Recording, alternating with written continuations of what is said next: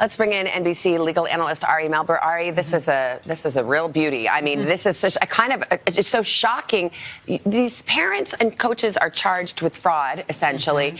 Is it likely they would go to jail for something like this? Could they face real prison time? They face real prison time for a felony, although you could imagine if they cooperate, this not being the kind of thing where the feds want to jail a bunch of parents. They clearly are sending a message. We've never seen a racketeering case like this. So is there any way that these parents thought they were paying for test prep and just to do the legit things, and this guy went rogue and did his own thing? Is that even a nice possibility? I was just wondering, is it possible? Are you available for their defense services? Just wondering.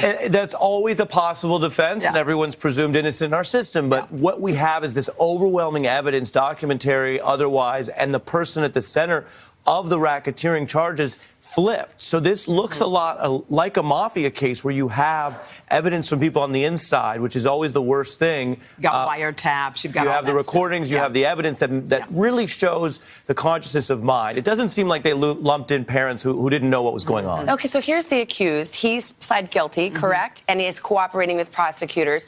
Now, normally, as you just said, you get someone to cooperate to go after the big fish. But in this scheme, if he's the guy who's actually perpetrating the scheme, isn't he the big fish? I mean, who are they?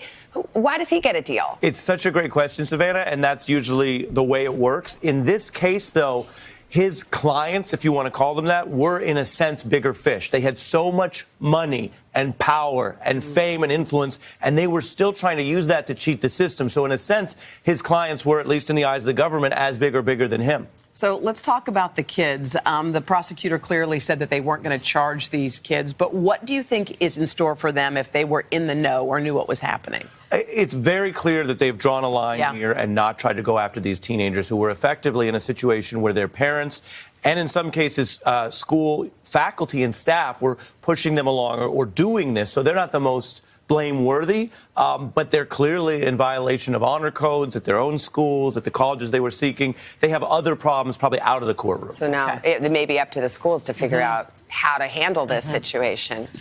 Ari, thank you so much. Thank you. Stunner.